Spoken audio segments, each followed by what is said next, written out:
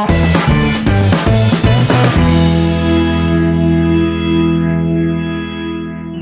everyone, I am back. This is Nishan sir, and today we'll be studying the SST of class 10th, and the chapter would be chapter 1 of history, that is the rise of nationalism in Europe. Alright, and this is the second part of the video.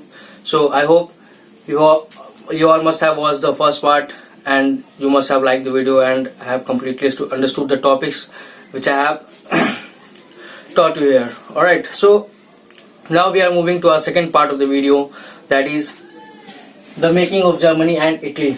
Alright, so before going forward, I would like to know कि आप लोग कैसे हैं, कैसे नहीं हैं. उम्मीद करता हूँ कि आप लोग बहुत अच्छे होंगे, अच्छे से पढ़ाई कर रहे होंगे, ठीक है, घर पे सुरक्षित होंगे. और जैसा कि मैं हमेशा बोलता हूँ कि जब जरूरत पड़े तभी घर से बाहर निकलिए, अन्यथा आप घर पे ही रहिए, घर पे ही पढ़ाई करिए, सुरक्षित रहिए कोरोना से. ठीक है, तो आइए हम आगे बढ़ते हैं नेक्स्ट पार्ट पे. ठीक, the rise of nationalism in Europe, और ये हिस्ट्री का फर्स्ट चैप्टर है क्लास 10th का. ठीक है, और जो टॉपिक बचा हुआ था हमारे, वो था पहला टॉपिक जो बचा हुआ हमारा, वो है the making of Germany and Italy, यानी कि किस तरह जो है इटली और जर्मनी का यूनिफिकेशन हुआ. ठीक है, कितने मतलब सारे स्टेट्स को यूनाइट किया गया एक जर्मन स्टेट में. ठीक है, वैसे ही इटली का भी पढ़ेंगे हम लोग. क्लियर. तो आगे बढ़ने से पहले मैं आपसे बोलना चाहूंगा कि अगर आपको वीडियो पसंद है तो प्लीज शेयर कीजिए, लाइक कीजिए और इस चैनल को सब्सक्राइब कीजिए. ठीक है, thank you so much. Now let's start with the topic.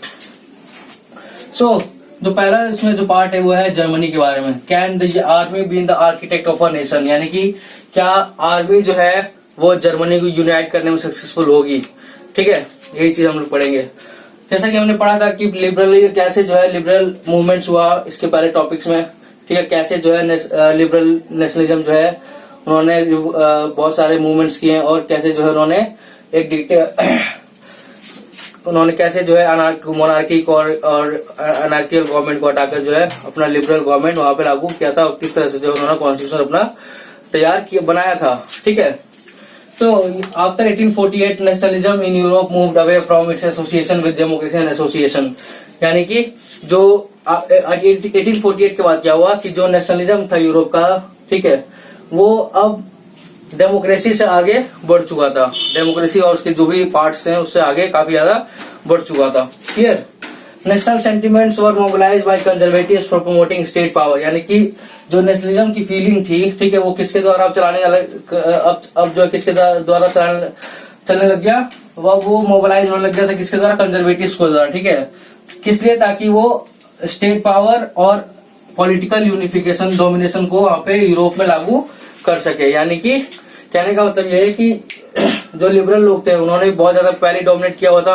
Clear. फिर इसके बाद जो उन्होंने लिबरल्स ने जो है किस तरह से जो है मोनार्कियल गवर्नमेंट को हटाया. ठीक है, बट जो नेशनल सेंटिमेंट था अब वो किसके द्वारा चलने लग गया, अब वो कंजर्वेटिव के द्वारा चलने लग गया था. क्लियर. और वो क्या चाहते थे, वो अपना स्टेट पावर, यानी कि अपने स्टेट को अपने पावर में कंट्रोल में रखना चाहते थे, और पॉलिटिकल डोमिनेशन को अपना पॉलिटिकली जो है वो लोग कंजर्वेटिव जो है यूरोप में डोमिनेट करना चाहते थे. ठीक है, जैसा कि हम लोग जानते हैं nationalist feelings were wide spread among middle class Germans. जैसा कि हमने पिछले जो लिबरल्स थे, जो लिबरल्स कौन थे, मिडिल क्लास के जो जर्मन्स थे वही थे. ठीक है, जो नेशनलिज्म की फीलिंग थे वो सबसे ज्यादा किसने फैलाया था, वो लिबरल्स के जो मिडिल क्लास एजुकेटेड लोग थे, जो बिजनेसमैन थे, जो ट्रेड मैन्युफैक्चरर्स थे वही थे. ठीक है, who try to unite different regions of German confederation into a nation state. और उन्होंने जो है बहुत ज्यादा कोशिश किया था कि जो जर्मनी के जो छोटे छोटे स्टेट्स हैं, जो छोटे पार्ट्स हैं, उसको एक यूनाइट करके जो है एक नेशन स्टेट बनाया जाए. ठीक है, this liberal initiative of nation building was repressed by combined forces of monarchy and the military and the landowners of Prussia. अब जो उनका जो लिबरल मूवमेंट था मिडिल क्लासेस का, ठीक है, जिन्होंने बहुत कोशिश किया था कि जो जितने भी छोटे छोटे स्टेट्स हैं उनको एकजुट करके जो है एक नेशन स्टेट में कन्वर्ट किया जाए. बट ये जो उनका लिबरल जो लिबरल्स ने इनिशिएटिव लिया था, ये चीज नेशन स्टेट को सारे स्टेट्स को यूनाइट करके एक नेशन स्टेट बनाने का जो इनिशिएटिव लिया था लिबरल्स ने, ठीक है, उसको किसने दबा दिया था, उसको दबा दिया गया था किसके द्वारा, कंबाइंड फोर्सेस ऑफ मोनार्की, यानी कि जो मोनार्कियल लोग थे, जो क्लर्जी के लोग थे, जो हाई पोस्ट के जो हाई क्लासेस के लोग थे, उनके साथ मिलकर, और जो मिलिट्री के लोग थे उनके साथ मिलकर, और जो लैंड ऑनर्स थे वो प्रशिया के, उन तीनों ने मिलकर जो है इनके लिबरल क्लास की जो इनिशिएटिव लिया गया था नेशनल स्टेट बनाने का, उसको दबा दिया गया था। किस द्वारा? कंबाइंड फोर्सेज ऑफ मोनार्की यानी कि मोनार्कियल जो गवर्नमेंट थी उस टाइम, ठीक है, जो मिलिट्री के लोग थे उनके द्वारा, और जो लैंड ओनर्स थे प्रशिया के उनके द्वारा। इन तीनों ने जो मिलकर जो है जो लिबरल्स का, जो मिडिल क्लासेस का जो इनिशिएटिव था नेशनल स्टेट का, उसको दबा दिया था। ठीक है। Persia took over the leadership of nation unification, यानी कि और जो प्रशिया स्टेट का, जो उसके नेबर स्टेट था प्रशिया, उसने जो है इस नेशनल यूनिफिकेशन का लीडरशिप लिया था। ठीक है। और उसका चीफ मिनिस्टर कौन था? और उसका चीफ मिनिस्टर था ओटोमन बिस्मार्क।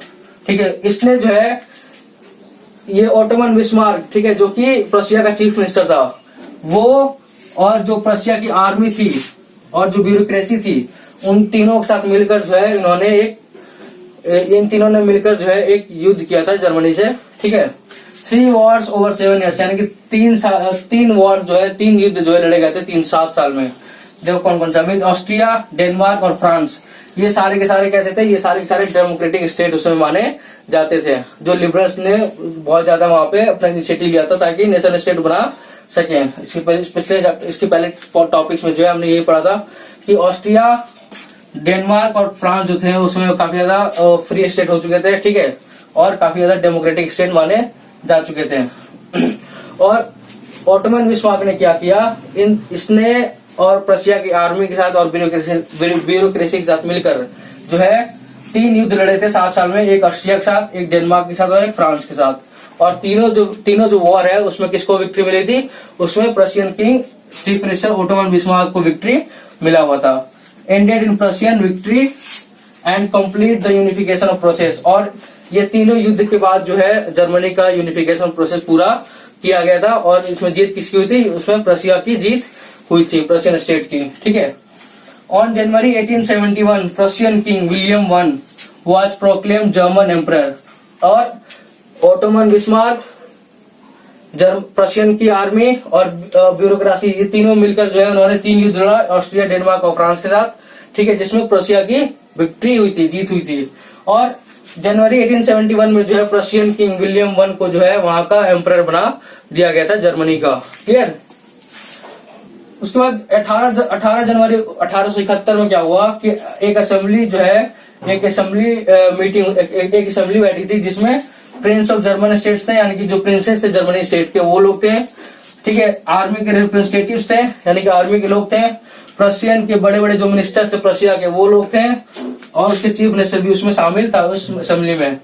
ठीक है। Gathered in the palace of Versailles. और ये असेंबली का हुआ था पैलेस ऑफ वर्सलिस में, असेंबली को कंडक्ट कराया गया था। और उसमें कौन कौन से लोग थे? प्रिंसेस थे जर्मन स्टेट्स के।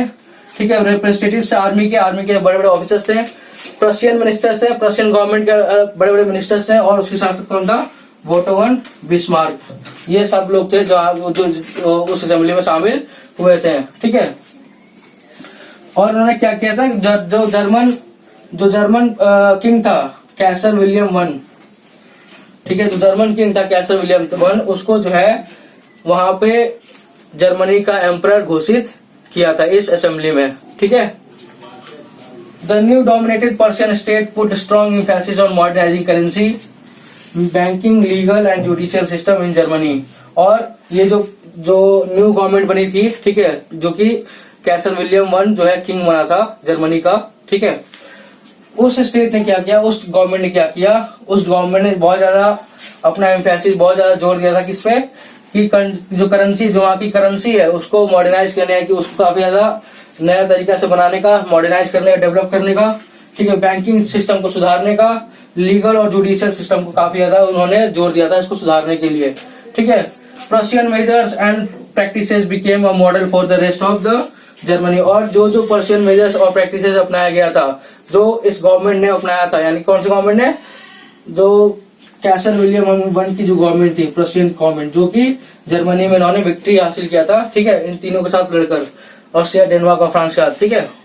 तो इन्होंने क्या किया? इन्होंने बहुत ज्यादा जोर दिया था किस चीज पे?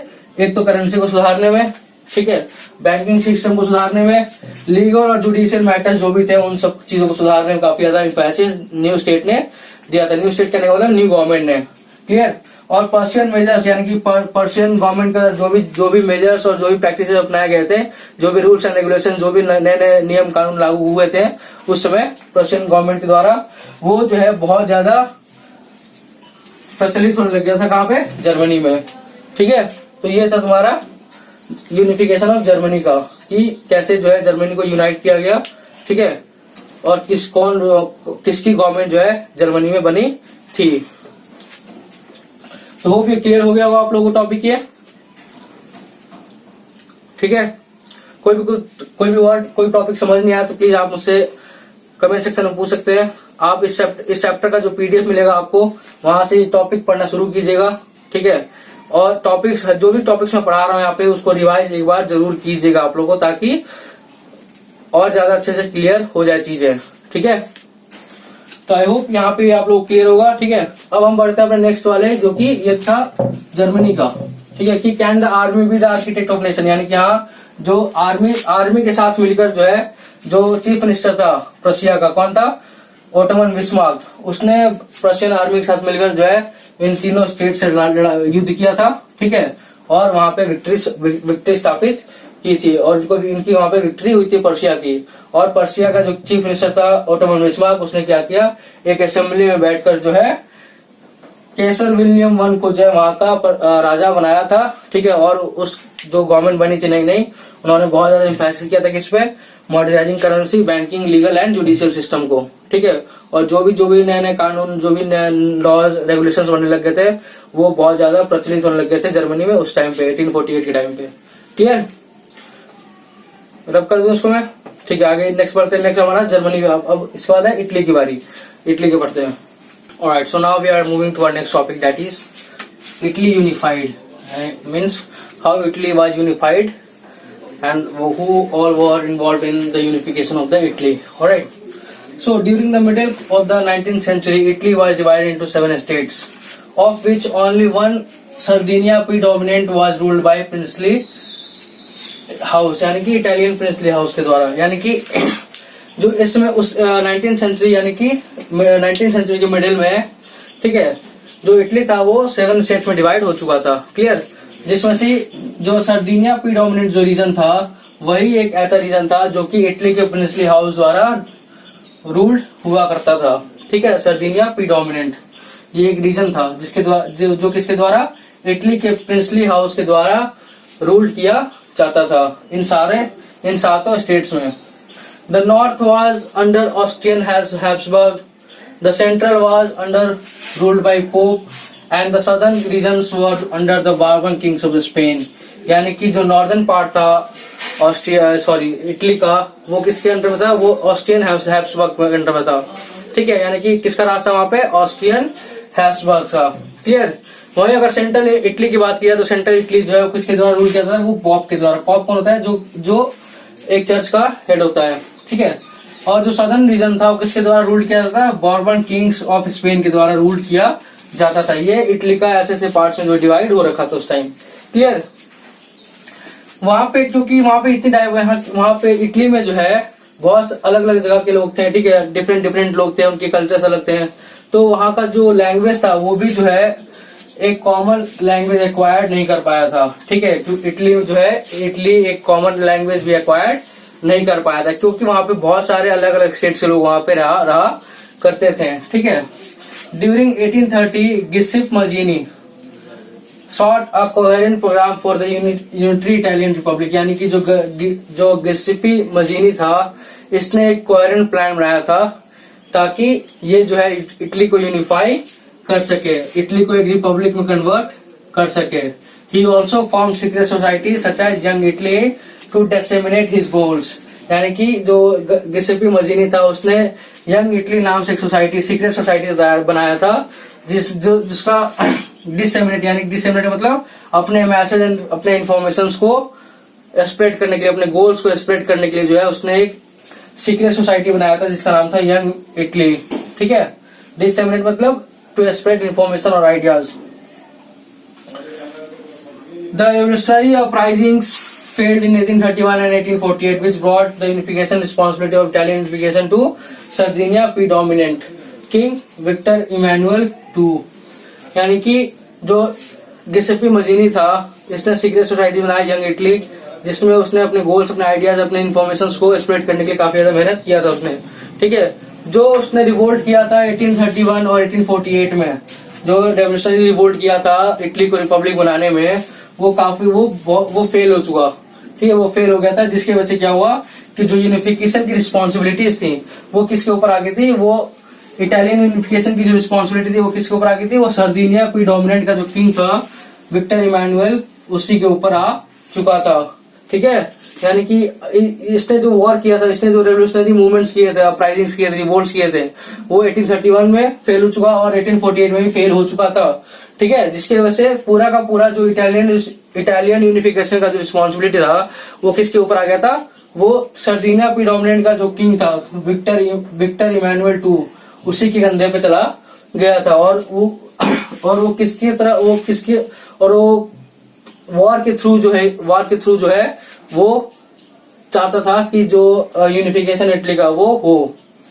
The ruling elites of this region, यानी कि दिस रीजन करने का मतलब है कि यानी कि सर्दिनिया प्रीडोमिनेंट। ठीक है, जो रूलिंग क्लास के लोग थे सर्दिनिया प्रीडोमिनेंट में, वो भी चाहते थे कि जो यूनिटी है इटली का, अगर वो हो जाए तो बहुत ज्यादा बेहतर होगा, क्योंकि वो उनके लिए एक इकोनॉमिक डेवलपमेंट और पॉलिटिकल डोमिनेंस का एक मौका था।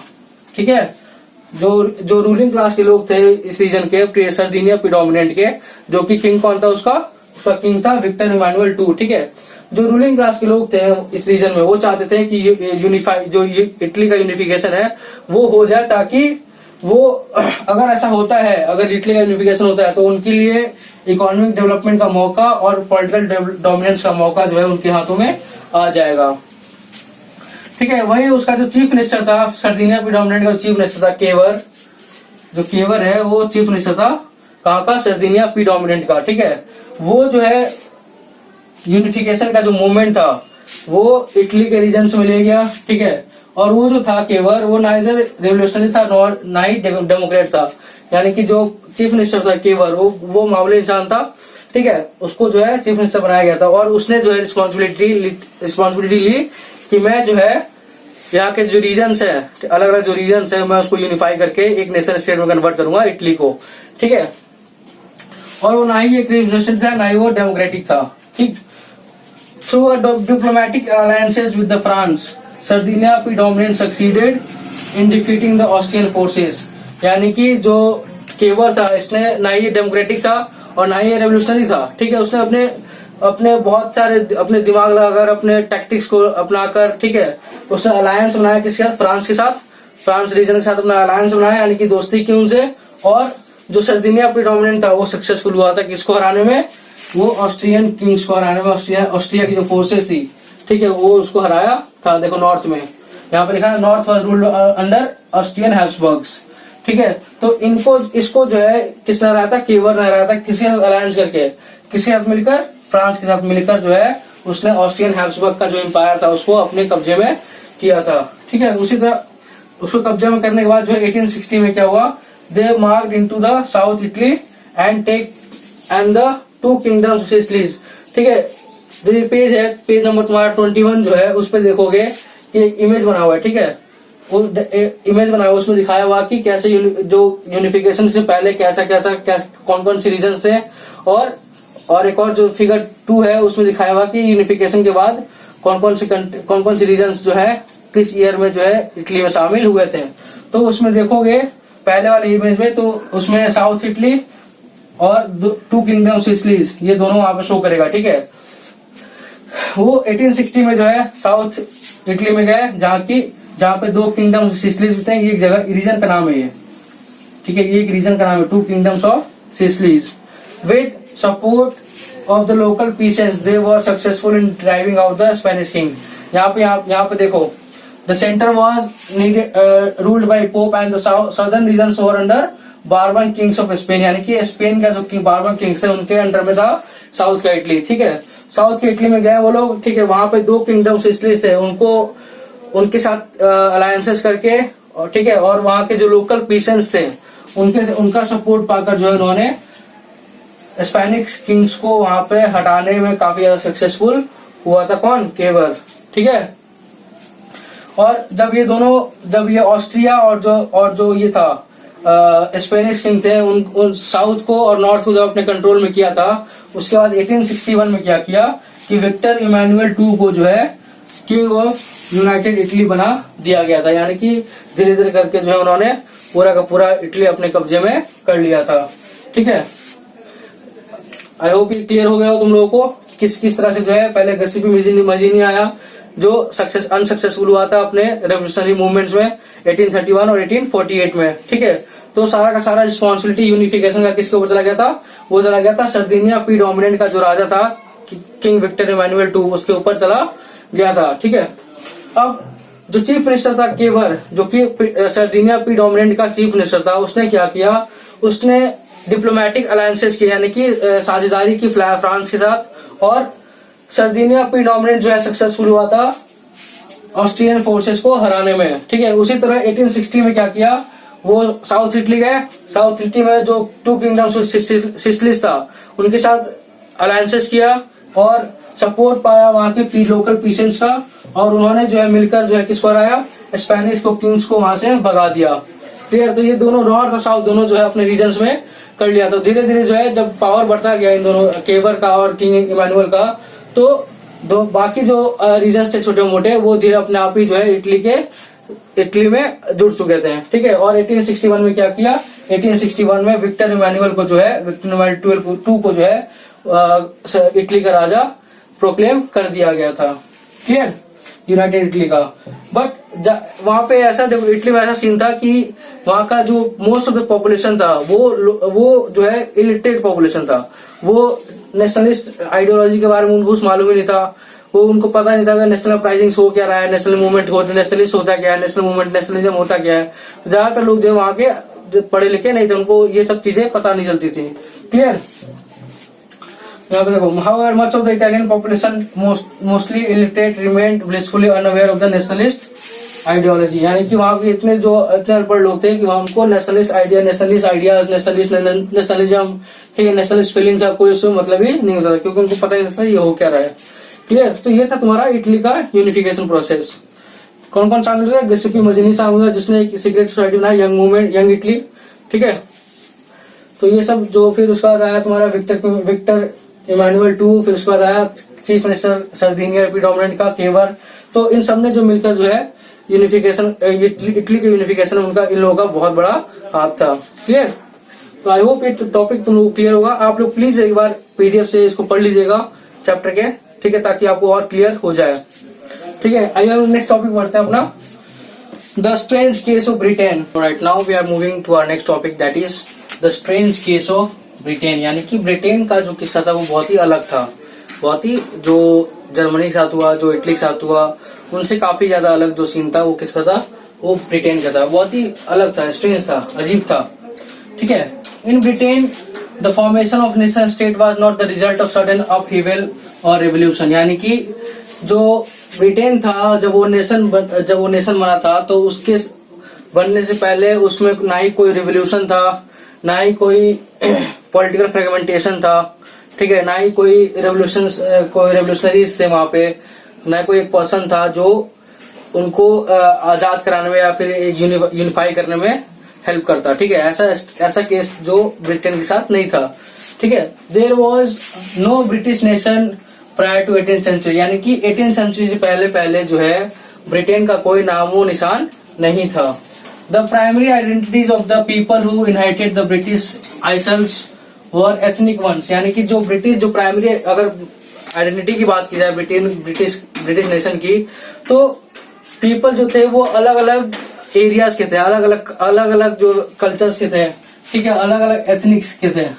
ठीक है, सच एज इंग्लिश थे, वेल्स के लोग थे, स्कॉट थे, आयरिश थे। यानी कि इंग्लिशमैन थे, वेल्स के थे, स्कॉटलैंड के थे और आयरलैंड के थे।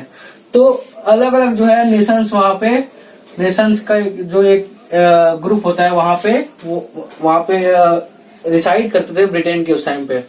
जो अभी का जो ब्रिटेन है, वहां पे अलग अलग इंग्लिश हो गए, वेल्स के लोग हो गए, स्कॉटिश लोग हो गए, आयरिश लोग हो गए, वो वहां पे रिसाइड करते थे। अलग अलग उनके कल्चर्स थे, अलग अलग वैल्यूज थे। क्लियर?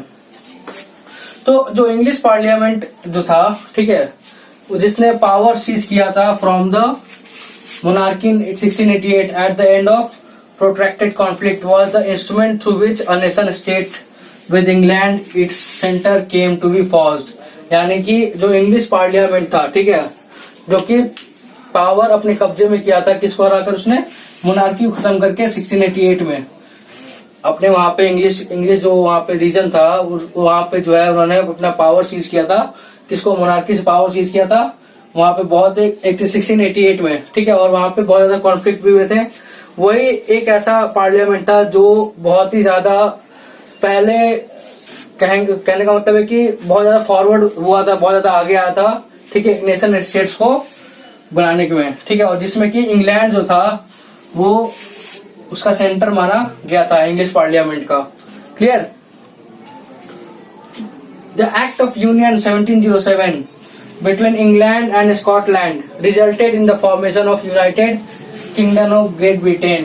यानी कि सबसे पहले क्या हुआ था कि जो इंग्लिश पार्लियामेंट थी, ठीक है, इंग्लिश पार्लियामेंट ने पावर सीज किया पहले आसपास के वहां मोनार्कियल गवर्नमेंट से, ठीक है, कब? 1688 में। और बहुत सारे कॉन्फ्लिक्ट के बाद जो है इंग्लिश पार्लियामेंट ने पावर सीज किया था। और जबकि और वही एक ऐसा रीजन था जिसने नेशन स्टेट को बनाने में काफी ज्यादा मददगार मतलब साबित हुआ था, ठीक है। और वहां का उसका जो सेंटर क्या था, उसका सेंटर माना गया था किसको? इंग्लैंड को, ठीक है। सारा पावर जो है मतलब जो पार्लियामेंट था वो इंग्लैंड में सेटअप किया गया था। क्लियर? और उसके बाद क्या हुआ कि द एक्ट ऑफ यूनियन, यानी कि एक एक्ट था 1707 का act of union between England and Scotland. ये एक्ट साइन हुआ था इंग्लैंड और स्कॉटलैंड में, इसके पीछे साइन हुआ था, जिसमें क्या बोला था कि जिसमें United kingdom of great Britain का सेटअप फॉर्मेशन किया गया। यानी कि United nation of great Britain का फॉर्मेशन कब किया गया? जब एक्ट ऑफ यूनियन 1707 साइन हुआ था, किसके बीच में? इंग्लैंड और स्कॉटलैंड के बीच में। Clear? Which meant that England was able to impose its influence on Scotland। और इसके तहत क्या हुआ था, इस एक्ट के तहत क्या हुआ था कि जो इंग्लैंड है वो अपना सारा पावर जो है वो स्कॉटलैंड पे इम्पोज करेगा। यानी सारा का सारा पावर जो है स्कॉटलैंड पे अपना चलाएगा, अपना अधिकार चलाएगा। The British parliament was dominated by English members. और जो ब्रिटिश पार्लियामेंट था उसमें काफी ज्यादा इंग्लिश मेंबर्स जो थे ब्रिटिश पार्लियामेंट पहले, उसको काफी ज्यादा डोमिनेट किया गया था। किसके द्वारा? जो इंग्लैंड के लोग थे उन्हीं के द्वारा बहुत ज्यादा डोमिनेट किया गया। यानी कि जो इंग्लिश पार्लियामेंट था उस पर काफी ज्यादा डोमिनेशन किसका आ गया था? इंग्लैंड वालों का। Clear? Scotland distinctive culture and political institutions were suppressed. यानी कि जब ये एक्ट जब बना था और जब स्कॉटलैंड पे बहुत ज्यादा पावर अपना जमा लिया था इंग्लैंड ने, तब स्कॉटलैंड की जो भी डिस्टिंक्टिव कल्चर, जो भी कल्चर था स्कॉटलैंड का और जो भी पॉलिटिकल इंस्टीट्यूशंस थे, ठीक है, उन सबको जो है दबा दिया गया था, यानी खत्म कर दिया गया था। Clear? The Catholics who inhabited the Scottish highlands suffer terrible repression. यानी कि जो कैथोलिक्स थे स्कॉटलैंड में, ठीक है, और जो हाईलैंड्स स्कॉटलैंड हाईलैंड्स थे, उनको जो है उनके लैंग्वेज पे, उनके ड्रेस पे, उनके खाने पीने बहुत ज्यादा उन पे रिप्रेशन लगाया गया था। किसके द्वारा? इंग्लैंड के पार्लियामेंट के द्वारा। The Scottish Highlanders were forbidden to speak their Gaelic language. यानी कि जो उनका लैंग्वेज था, जो भाषाएं बोलते थे स्कॉटिश हाईलैंडर्स, ठीक है, जो उनका भाषा क्या था? Gallic, GAELIC। गैलिक जो भाषा था उनका, उस भाषा पे भी जो है प्रतिबंध लगा दिया गया था इंग्लैंड के पार्लियामेंट के द्वारा। क्लियर? और to wear national dress and large of them was driven out of their homelands. और बहुत सारे ऐसे लोग थे जो और एक तो लैंग्वेज पे वहाँ प्रतिबंध लगाया गया, साथ साथ उनके जो नेशनल ड्रेस था स्कॉटलैंड का उस पे भी प्रतिबंध लगाया गया। और बहुत सारे ऐसे लोग थे जिनको जो है अपने स्कॉटलैंड जो होमलैंड था उनको छोड़ के भागना पड़ा था। तो इतना बहुत ज्यादा रिप्रेशन जो है इंग्लैंड पार्लियामेंट के द्वारा स्कॉटलैंड पे लगाया गया था। ये तो था स्कॉटलैंड का। अब जो आयरलैंड था उसको भी जो है यही सिमिलर जो है सिचुएशन फेस करना पड़ा था। Ireland suffered a similar fate, यानी कि उसकी किस्मत भी इसी ऐसा ही लिखा गया था जो स्कॉटलैंड के साथ हुआ था। It was divided between Catholic and Protestants. जो आयरलैंड था उस टाइम पे वो किसके द्वारा किस में डिवाइडेड हो रखा था, वो कैथोलिक्स के में डिवाइडेड हो रखा था और प्रोटेस्टेंट्स में डिवाइड हो रखा था। क्लियर, ये वहां की दो जनजातियां हैं। The English help the Protestants of the Ireland to establish dominance over Catholic country. यानी कि कैथोलिक जो थे बहुत ज्यादा थे, तो उन्होंने क्या किया कि जो इंग्लिश ने जो है इंग्लिश जो इंग्लैंड के जो पार्लियामेंट था, जो इंग्लैंड के लोग थे, उन्होंने क्या किया, उन्होंने जो है जो प्रोटेस्टेंट था उनको मदद किया था कि वो लोग जो है कैथोलिक पे अपना डोमिनेंस लगा सकते हैं। ठीक है, जो इंग्लैंड का पार्लियामेंट था उन्होंने क्या किया कि प्रोटेस्टेंट्स को मदद किया कि वो लोग जो है कैथोलिक कंट्री के ऊपर जो है अपना पावर जो है जमा सकते हैं। Catholic revolt against British were suppressed, और जो कैथोलिक्स का जो रिवोल्ट जो कैथोलिक ने जो रिवोल्ट किया था ब्रिटिश या इंग्लिश पार्लियामेंट के खिलाफ, वो काफी ज्यादा उसको दबा दिया गया था। After a failed revolt by the Wolfe Tone and his United Irishmen in 1898 Ireland was forcibly incorporated into the United Kingdom in 1801। यानी कि जो ये था वोल्फे टोन था, ठीक है, और उसके जो यूनाइटेड आयरिशमैन थे यानी कि उसके जो पार्टनर्स थे, उसके जो मेंबर्स थे, उन्होंने जो है क्या किया था कि मतलब उन्होंने रिवोल्ट किया था ब्रिटिश पार्लियामेंट के खिलाफ। यानी कि जो उन्होंने रिवोल्ट किया था, जिसको जो है जो इंग्लैंड का पार्लियामेंट था उसको उन्होंने जो है इस रिवोल्ट को दबा दिया था, और 1801 में जो है जबरदस्ती आयरलैंड को United kingdom of great Britain में शामिल किया गया। Clear. The symbols of new Britain, the British flag यानी कि यूनियन जैक जो उसका फ्लैग है ब्रिटेन का, द नेशनल एंथम जो कि God save our noble king, ये जो उसका नेशनल एंथम है, और जो इंग्लिश लैंग्वेज है वो जो है काफी ज्यादा प्रमोट किया गया था। ठीक है, और जो बाकी के जो छोटे छोटे स्टेट्स थे उनको भी जो है एक सबऑर्डिनेट पार्टनर्स बना दिया गया था United kingdoms of great Britain में। ठीक है, क्योंकि उन्होंने फाइट करने का सोचा ही नहीं। जो छोटे छोटे किंगडम्स थे, जो छोटे छोटे एरियाज थे, जो छोटे छोटे स्टेट्स थे, उन्होंने फाइट करने का सोचा ही नहीं और अपने आप को जो है उनके हवाले कर दिया था, जो कि एक सबऑर्डिनेट पार्टनर्स के रूप में माने जाते थे। क्लियर। तो इस तरह से जो है इंग्लैंड जो पहले नहीं था 18th सेंचुरी से पहले, वो बाद में जो है United kingdom of great Britain कहलाने लग गया था। ठीक है, तो उस समय जो अभी का जो ग्रेट ब्रिटेन है वो किस किस पार्ट में डिवाइड होता था, वो डिवाइड इंग्लिश में, वेल्स में, स्कॉट में और आयरिश में। सबसे पहले जो है जो इंग्लिश पार्लियामेंट थी, इन्होंने क्या किया, इन्होंने पावर सीज किया मोनार्कियल गवर्नमेंट से 1688 में, और वहां पे जो है नेशनल स्टेट बनाने का ठेका इन्होंने लिया। ठीक है, और जिसमें इंग्लैंड को जो है एक मेन सेंटर माना गया था। क्लियर, मतलब इंग्लैंड जो है मेन सेंटर माना गया था। क्लियर। अब एक एक्ट ऑफ यूनियन 1700 साइन किया गया था बिटवीन इंग्लैंड एंड स्कॉटलैंड, जिसमें था कि United kingdom of great Britain का फॉर्मेशन किया गया।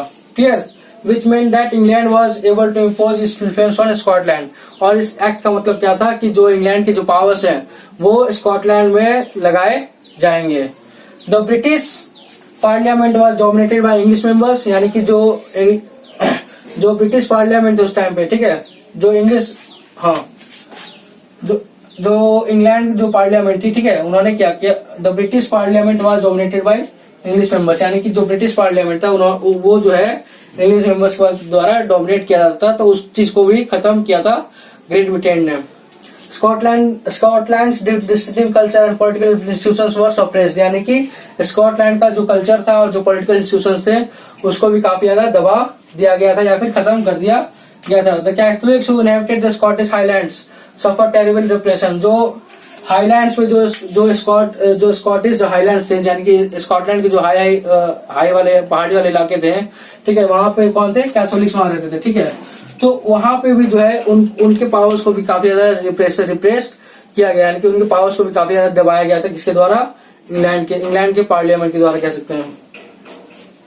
The Scottish Highlanders were forbidden to speak their Gaelic language, यानी कि जो हाईलैंडर्स थे, जो ऊंचे ऊंचे इलाकों में रहते थे स्कॉट के जो कैथोलिक्स थे, ठीक है, उनके लैंग्वेज को भी उनके लैंग्वेज पे प्रतिबंध लगा दिया गया था।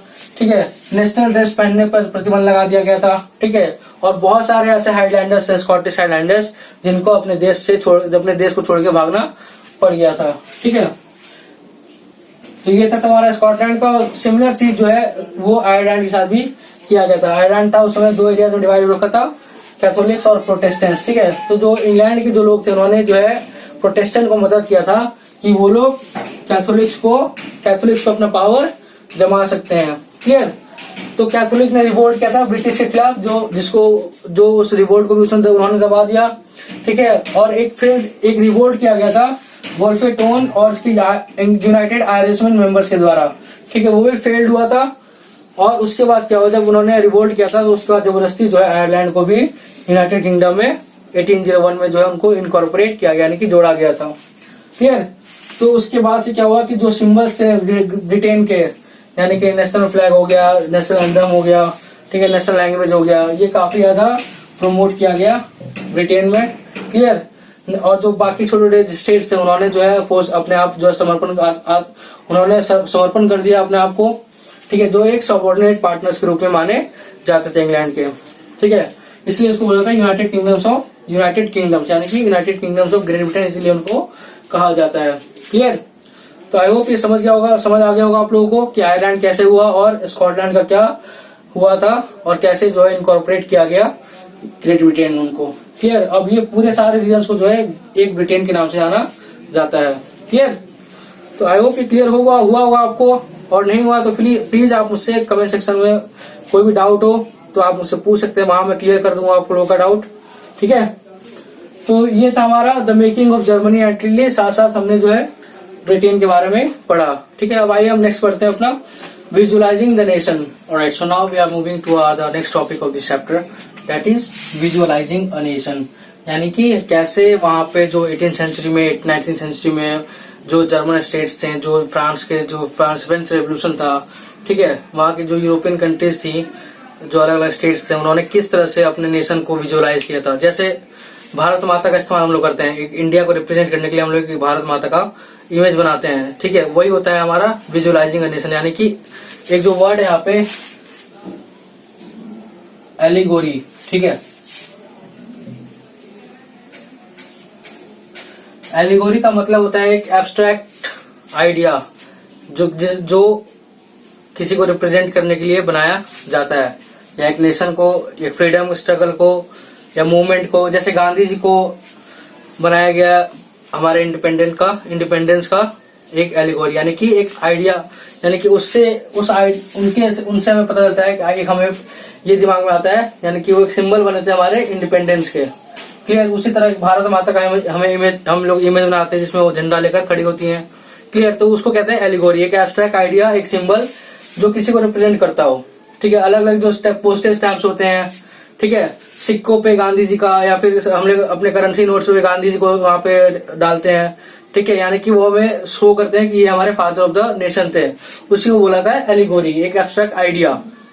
ठीक है, तो artist in the 18th and 19th century found a way out by personifying a nation, यानी कि जो 19th सेंचुरी और 18th सेंचुरी में जो आर्टिस्ट थे उन्होंने जो है क्या किया कि अपने नेशंस को जो है नेशंस को जो है पर्सोनिफाई करने लगे, यानी कि एक पर्सन्स के द्वारा रिप्रेजेंट कराने लग गए थे। जैसे सिक्का होता है, स्टैम्पेज हो गया, स्टैम्प जो पोस्टल डिपार्टमेंट से इस्तेमाल किया जाता है, स्टैम्प्स हो गए, सिक्के हो गए।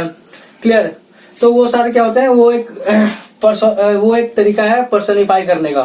Clear, in other words they represented a country as if it were a nation, यानी कि उस पर्सन को जो है जो पर्सोनिफाई करने का मतलब है कि it represented a country as if it were a nation, यानी कि वो एक नेशन को रिप्रेजेंट करने वाले इमेजेस बनाया करते थे उस टाइम के 18th या 19th सेंचुरी के आर्टिस्ट।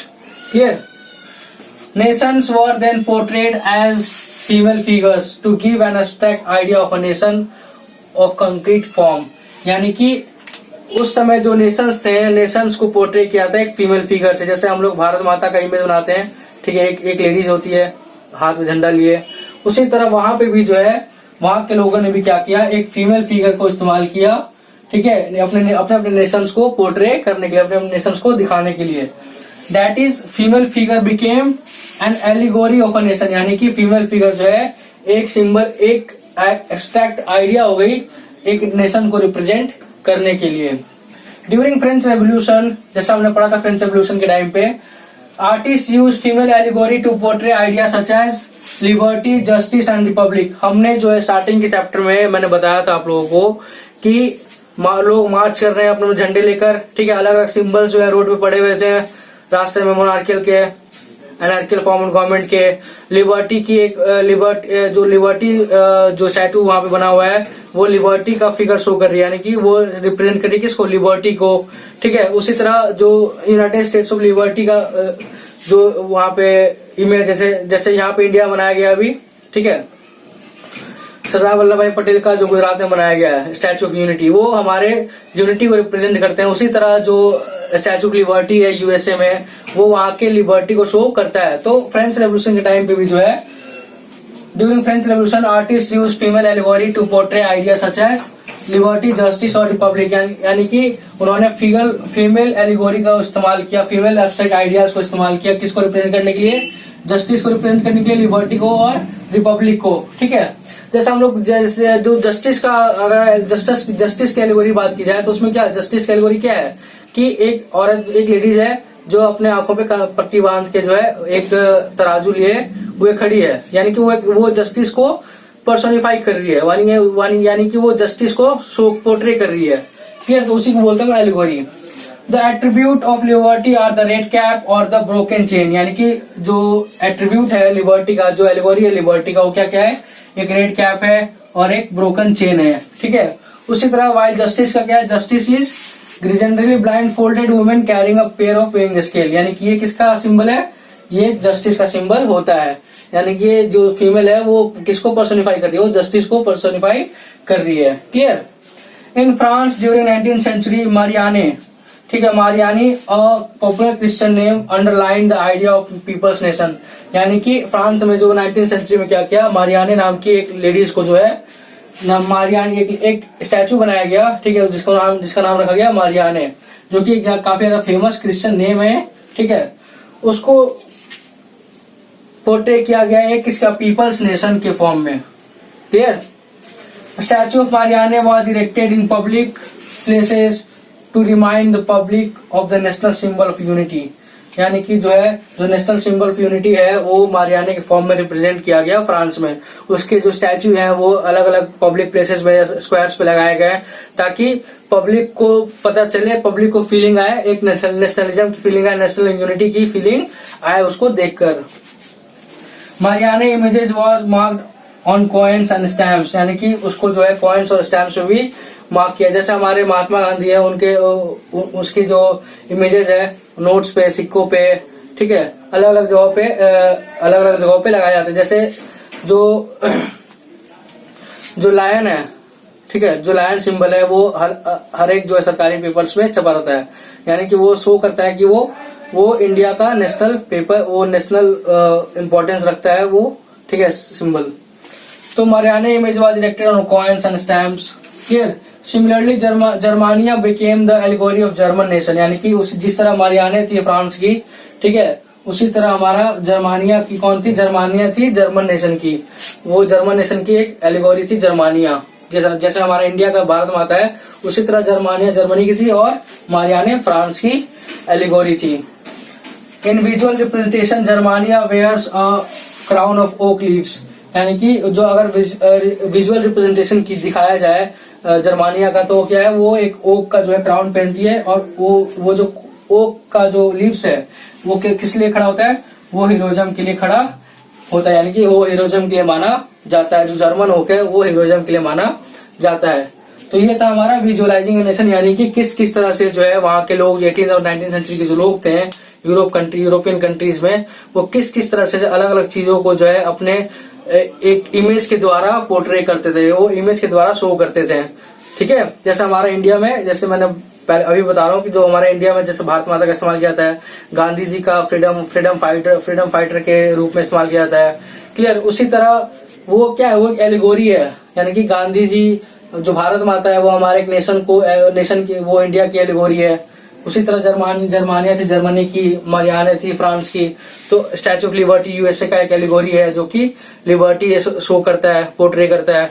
जो ब्लाइंड फोल्डेड, जो कि एक औरत जो है अपने आंखों पट्टी बांध के जो एक वेइंग स्केल लेके खड़ी होती है, वो जस्टिस को पोर्ट्रे करती है, यानी कि वो जस्टिस की एक एलिगोरी है।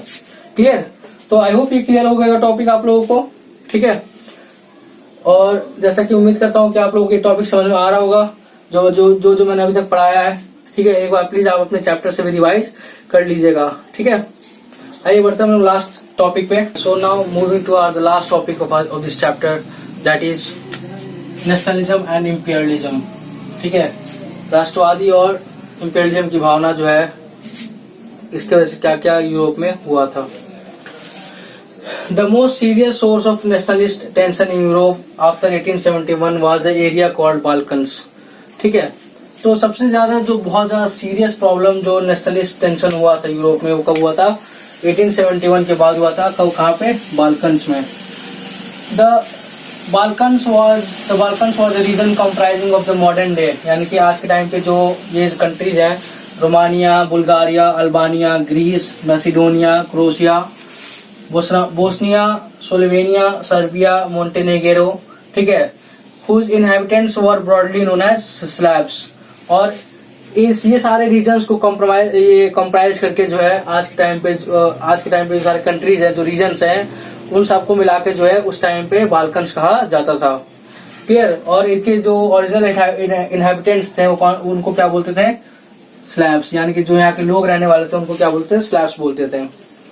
The spread of the idea of romantic nationalism in Balkans together with disintegration of Ottoman Empire। ठीक है, तो जब जो नेशनलिज्म की आइडिया, जो रोमांटिक नेशनलिज्म की आइडिया थी, ठीक है, और उसके साथ जो ऑटोमन एम्पायर जो जुड़ गया था, ठीक है, उसके वजह से काफी ज्यादा एक बहुत ज्यादा प्रोब्लेमेटिक एरिया बन चुका था बाल्कन्स वाला रीजन। क्लियर? किसके क्या क्या मिलाकर? एक तो रोमांटिक नेशनलिज्म की फीलिंग और डिसइंटीग्रेशन ऑफ ऑटोमन एम्पायर। ठीक है, यानी कि इन सबको मिलाकर जो जब वो एक ऑटोमन एम्पायर में पूरा कन्वर्ट हुआ था, क्लियर, और उसके साथ साथ जो रोमांटिक नेशनलिज्म की फीलिंग हुई थी बाल्कन्स में, इन दो चीजों ने जो बहुत ज्यादा सीरियस प्रॉब्लम्स क्रिएट कर दिया था यूरोप के लिए। क्योंकि उस टाइम पे a large part of Balkan was under Ottoman empire, यानी कि एक तो ऑटोमन एम्पायर का जुड़ना और साथ साथ रोमांटिक नेशनलिज्म जो फीलिंग थी, ये जब बाल्कन्स में जुड़ गई थी, ठीक है, तो ये इन दोनों चीजों ने जो है बहुत ज्यादा सीरियस प्रॉब्लम्स क्रिएट कर दिया था यूरोप के लिए। देखते हैं कैसे। One by one the European subject nationalist broke away from its control and declared independence. ठीक है, यूरोप जैसे से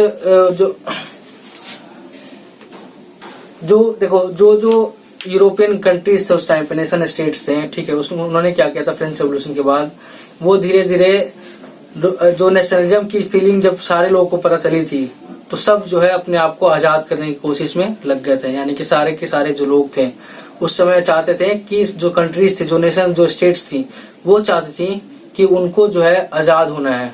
जिस तरह फ्रांस अलग हुआ, जिस तरह जर्मनी अलग हुआ, जिस तरह इटली अलग हुआ, तो बहुत सारे जो रीजन्स थे, ठीक है, जो बाल्कन्स में आते थे, ठीक है, वो लोग भी चाहते थे, वो कंट्रीज भी चाहते थे, वो स्टेट भी चाहती थी कि हम जो है अपने आप को आजाद कर ले इन सब से।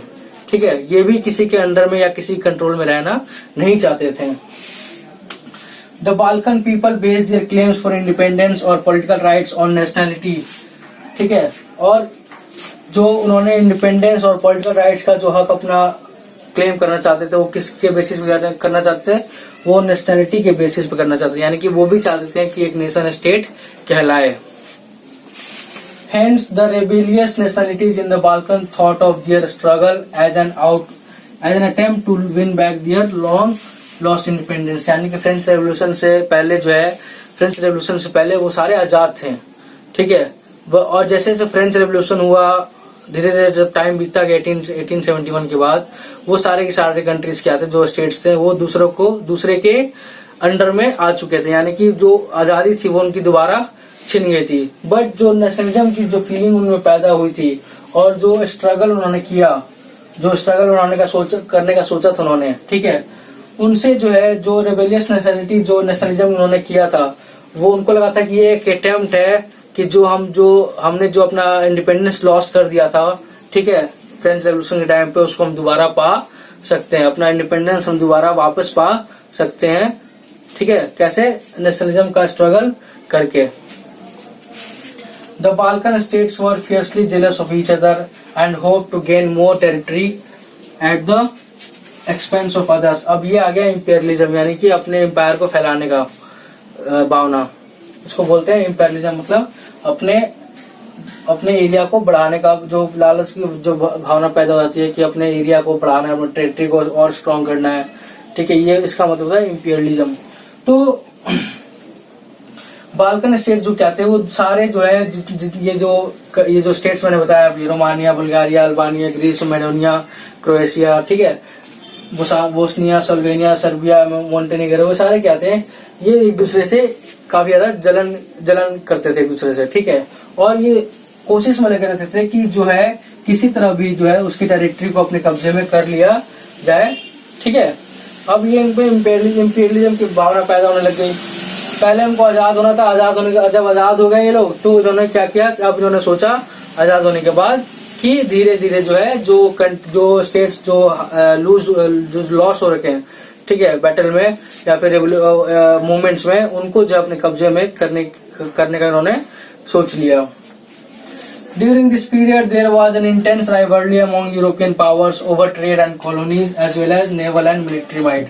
अब ये तो था ही था, बाल्कन का तो था ही था, ठीक है, साथ साथ क्या हुआ, जो यूरोपियन पावर्स थी, ठीक है, कौन कौन सी, Russia, Germany, England, Austria, Hungary, ठीक है, इन्होंने क्या किया, अब इनके आपस में भी जो है क्या हुआ, एक राइवलरी छिड़ गई, यानी कि इनके आपस में भी बहुत ज्यादा मतभेद होने लग गए, किस किस को लेकर, ट्रेड को लेकर, कॉलोनीज को लेकर, यानी कि अलग अलग छोटे छोटे स्टेट्स को लेकर, ठीक है, नेवी को लेकर और मिलिट्री को लेकर, यानी कि सब ये जो चारों पावर हैं, ये अपने अपने पावर्स को बहुत ज्यादा बढ़ाने की कोशिश में लग गए थे, ट्रेड के थ्रू, ठीक है, कॉलोनीज को एक्वायर करके थ्रू, नेवल के थ्रू और मिलिट्री के थ्रू। ये चाहते थे कि सारा का सारा ये जो चारों कंट्रीज थे वो चाहते थे कि मेरा जो कंट्री है वो बहुत ज्यादा पावरफुल हो। तो ये अब इनमें भी जो है इंपेरियलिज्म की काफी ज्यादा भावना पैदा होने लग गई थी। Each power, Russia, Germany, England और Hungary, was keen on countering the hold of power over the Balkans and extending its control over their area. अब ये जो पावर थे चारों, रशिया, जर्मनी, इंग्लैंड और ऑस्ट्रिया, हंगरी, इन्होंने क्या किया, इन्होंने सोच लिया कि जो बाल्कन की जो एरियाज हैं धीरे धीरे उन पे कब्जा किया जाए और अपने टेरिटरी को जो है और ज्यादा एक्सपैंड किया जाए। ये चारों पावर यही सोचने में लग गए थे। This led to a series of wars in the region and finally the First World War. और यही कारण था कि जो है यही और सारे एरियाज को एक्वायर करने का रीजन ही था, जिसकी वजह से फर्स्ट वर्ल्ड वॉर की शुरुआत हुई थी, जब जर्मनी ने पोलैंड को और प्रशिया को कब्जे में करने के लिए अपने टेरिटरी में इंक्लूड करने को सोचा था, ठीक है। तो यही चारों का मेन रीजन था कि जो ये सोचते थे कि हम अपने एरिया जो बाल्कन्स वाले एरियाज हैं उन पे कब्जा करके अपने एरिया को बढ़ाएंगे, अपने टेरिटरी को एक्सपैंड करेंगे। मेन रीजन यही था कि जो फर्स्ट वर्ल्ड वॉर की शुरुआत हुई थी और इंग्लैंड ने जो है जर्मनी पर अटैक किया था। फिर nationalism aligned with imperialism led Europe to the disaster in 1914। और यही नेशनलिज्म जो कि बाल्कन से पैदा हुई और इंपेरियलिज्म जो कि ये ग्रेट पावर्स चारों ग्रेट पावर्स जो पैदा हुई थी, यही कारण था कि यूरोप को 1940 में बहुत ज्यादा डिजास्टर, बहुत ज्यादा नुकसान और बहुत ज्यादा प्रॉब्लम जो है झेलनी पड़ी थी। क्लियर? आई होप ये टॉपिक आप लोग क्लियर हो गया होगा, ठीक है। तो ये जो लास्ट टॉपिक था हमारे इस चैप्टर का, आप लोगों से प्लीज रिक्वेस्ट है कि कोई भी टॉपिक अगर समझ नहीं आया हो, कोई भी वर्ड समझ नहीं आया, कोई लाइन समझ नहीं आया हो, तो प्लीज आप मुझसे कमेंट सेक्शन में पूछ सकते हैं, ठीक है। इस चैप्टर की पीडीएफ को प्लीज रिवाइज कीजिएगा, एक बार पढ़ लीजिएगा ताकि आपको चैप्टर और क्लियर हो जाए अच्छे से, ठीक है। और उम्मीद करता हूँ कि आप लोग जो होमवर्क मिला है, जो पीडीएफ जो आप लोगों को मिलेगा, आप लोग पीडीएफ का होमवर्क जो है फेयर कॉपी में करेंगे, ठीक है। क्वेश्चन आंसर भी करके आप लोग को दे दिया गया है, प्लीज आप लोग उसको अपने फेयर कॉपी में कीजिएगा अच्छे से, ठीक है। और इस चैप्टर को प्लीज आप लोग एक बार रिवाइज जरूर कीजिएगा, ठीक है। और आप सब लोगों को मैं यही बोलना चाहता हूँ कि अगर आपको वीडियो पसंद आया तो प्लीज लाइक कीजिए, शेयर कीजिए, फॉरवर्ड कीजिए और ज्यादा से ज्यादा इस चैनल को सब्सक्राइब कीजिएगा, ठीक है। और एट द एंड ये टॉपिक यही मैं बोलना चाहूंगा कि अपने आप को सुरक्षित रखिए, ठीक है, घर में रहिए। Thank you so much.